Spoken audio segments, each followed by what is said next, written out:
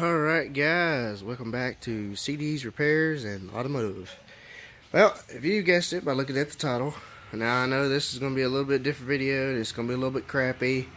And I couldn't tell you how many people's really going to view this, but as you guessed by the title, yes, this is a 2003 Chevy Malibu.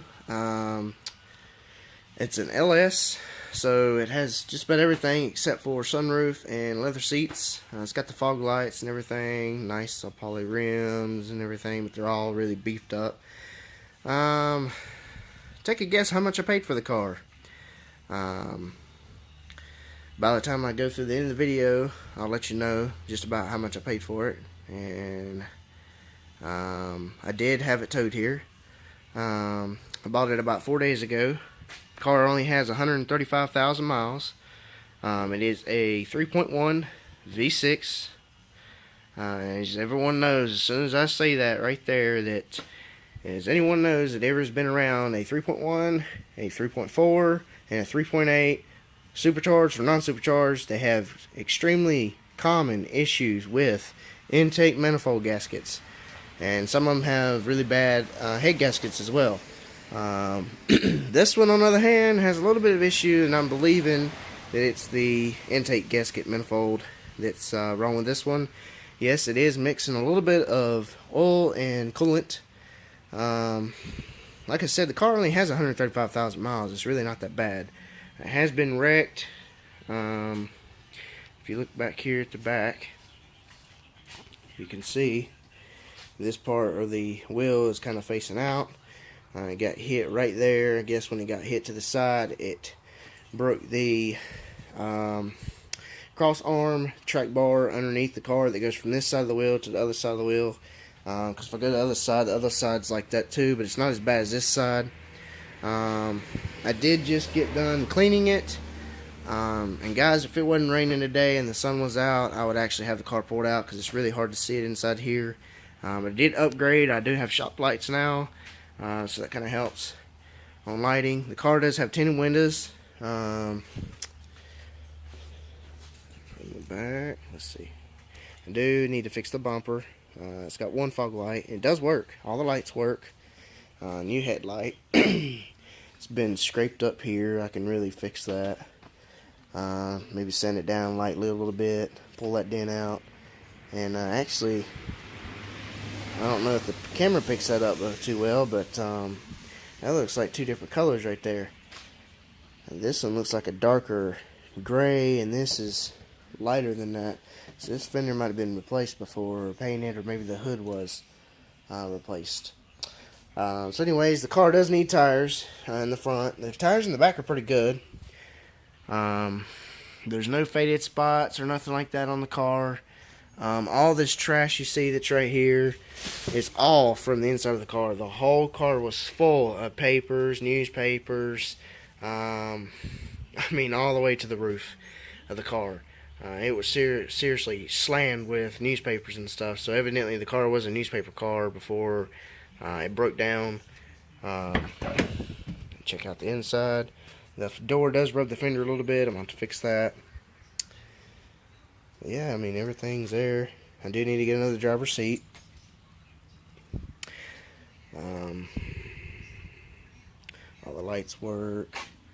Headliner's good. It's not fell down. The dash is not cracked, busted, or nothing. Everything's there.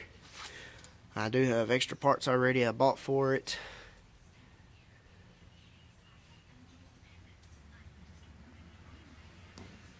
Like I said, everything's pretty much good in shape, but I do need to get a seat. This seat is completely wore out. Go ahead and grab the keys. It does have a... I do know about these cars. So probably already right now are yelling at the screen, you know, why is it not running? What's wrong with it? Well, for one...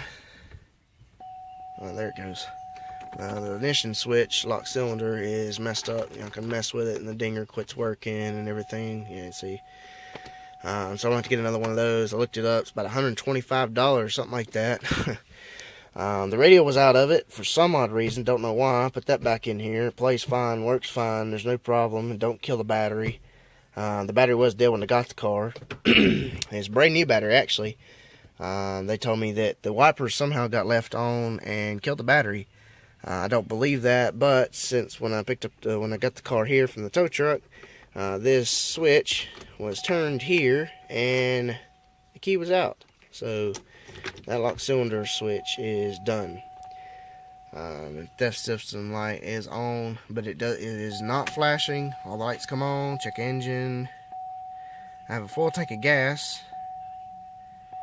And I do know I have a full tank of gas. They told me that the fuel pump was out and that's what was wrong with the car. Well, I show up the day that I bought the car, and come to find out, the fuel pump's not bad. It's something else, and I'm guessing it's probably either from the wreck, maybe a pinched fuel line. I don't know yet. I haven't got underneath the car, checked it out. Maybe y'all know. You can let me know down in the comments. I'd really appreciate it if you did. But like I said, the light's not flashing or nothing. It stays on, and it goes off. And I'll go ahead and spin it over so you can see what it sounds like.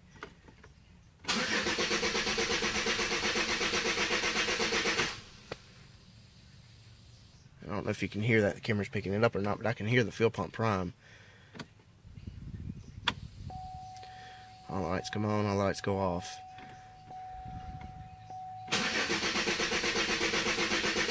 Nothing. That's all it does. Now, I will tell you, it does run off the bottle. I did have it running. I went to Walmart and grabbed about 4 cans of carburetor cleaner, or you can use starting fluid, same thing. It gets on my nerves.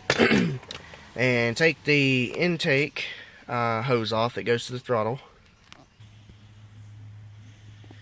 which is this bad boy right here. Take that off, which is a flathead or 5/16, and these 2 screws, and then you've got the connector to the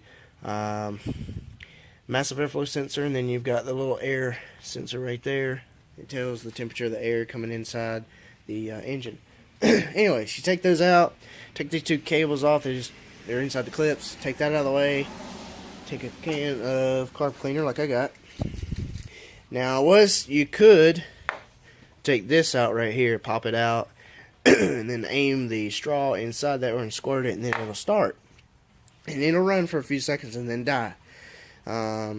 If you get a buddy like I did, I was doing this yesterday. I got it out here, took that off, was sitting here running it, just acting like a fuel injector, and just kept squirting it, and it was sitting here running fine. It runs in all 6 cylinders. There's no misfires. There's no nothing like that. Like I said about the oil and coolant mixing, the cap is not, nasty. Oh, there. Well, speaking of it, now it's doing it. I checked this yesterday, and that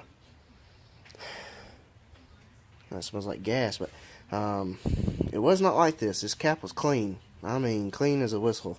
And now it's showing the smudgy, nasty looking water and oil mix. So that's not good. Definitely, probably, more likely intake gaskets. Like I said, it's a very common issue. And if any one of you out there that are watching this video, you already know what I'm talking about these cars. And now a lot of cars ran this engine. Buick LeSabre, Oldsmobile 88, Buick Century, a lot of cars, really a lot of cars. Anyways, took the cap off the, there's some air in there, pressure.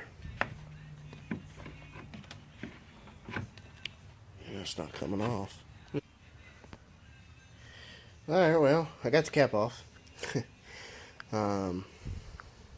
There's a little bit of moisture, but I mean, that's normal. What you don't want to see is any oil inside, which is, I was just looking down in there. Turn on my camera light. And if you look down in there, you can see all that black crud. Now, all that stuff down in there is oil mixing with the coolant. So, technically, it could be both. It could be head gasket and intake gasket. I don't know what it is about these stupid caps, but they do not want to go back on right. They don't want to come off, they don't want to go on. Anyhow, the car does run. it runs pretty good. Now it does smoke, but that was because it was very cold when I started it. I don't know if that's actually, if it is smoking, if it's from the head gasket, or if it was just from because of how cold it was, because it was very cold out here when I had it started, and it was at night. So I couldn't really tell. But the car, if you go over here to the fuel pressure nozzle right there, and I can push my finger on it, gas will shoot out. It has something to do with gas. It has spark, has everything else, but it just don't have gas. I don't know if the fuel pressure regulator is bad and it's not holding pressure good enough to let the car run, because it will not run on its own. Like I said, if I quit squirting the cleaner in there, it'll run for a few seconds. Once it burns it off, it just cuts off. So I don't know what's going on with that. There is no gas inside of the regulator, like some people say to check. I've done that. There's no. Oh, that sound like that snapped back there. I'll have to check that out. There is no gas in there. I mean, it's clean as a whistle. You can see it. There's nothing. There's nothing in there. And if you look on the valve, there's nothing there. I still say, and it don't smell like gas, really. The car has a full tank of gas. The story is that they were driving the car with, I guess, no tag or nothing. I do not have the title to the car yet. That's one of the reasons why I haven't really started on fixing it exactly just yet till I figure out everything. I'm supposed to be getting the title. They filed for a lost title, and I'm supposed to be getting it soon, so I can go up there and change it in my name. The car is wet. I just pressure washed it, so if you're just wondering what all the wetness is, I just got done pressure washing the whole thing down. The car did come with a battery, brand new battery. It was dead. I charged it. It's fine. Like I said, guys, it's just not. Every time you get in it, you can prime it, try to start it, it still will not start. And it could be just a pinched fuel line. It could be a bad fuel filter. I don't know yet. The car has a full tank of gas. I really thought it was out of gas. I went to the gas station, got about 4 gallons of gas, put it in there, and it started running out on me at the fuel neck that comes from the gas tank. So it's definitely full. I thought the gauge was wrong. If y'all know anything, you want to let me know. If you have any questions or comments, leave them in the bottom. It just kind of puzzles me right now at the moment. I do need to get a fuel pressure gauge on there. Only thing is it's just really hard to get one on here with this line in the way. It's kind of a pain. But I mean, if you look down in there, you can see a bunch of oil and stuff. I really think that it's intake gaskets. I hope it's intake gasket manifolds, which is going to run me about $90, about $90, which comes with upper and lower intake, thermostat, housing gasket. I'll have to buy a new thermostat. I already bought the oil to change it and filter. I'll have to buy a new coolant, flush the whole coolant system out. I already bought a new air filter because the one in it is nasty. It's just dirty. Probably need to put plugs in it. Need to take the plugs out and check that out. See if it is burning coolant. Like I said, I haven't really checked the car out, guys. I've been really busy. I just had the car. I've only had it for about 4 days. And today I really actually got out here to actually pressure wash the whole thing down because it was pretty nasty. It had mud all over it. About this, where that mud is on that tire. I mean, it was everywhere. The car is in really good shape. All the doors open and shut. I do need to wash it. Ain't really worried about washing it right now until I actually get the car running right. Air filter, fuel filters new. I got a fuel pressure regulator already. That was about $50. Air filter was about $10. Fuel filter was $12. And when I pulled the thing down, the glove box, check out what I found. Thermostat gasket. That'll tell me something right there that something was going on.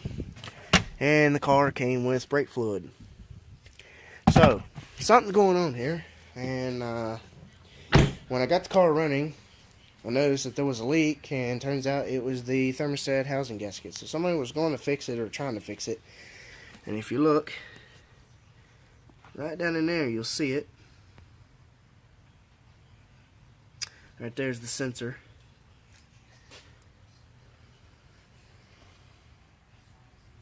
But anyways, guys, if you like this video, please give it a big thumbs up. I'd appreciate it.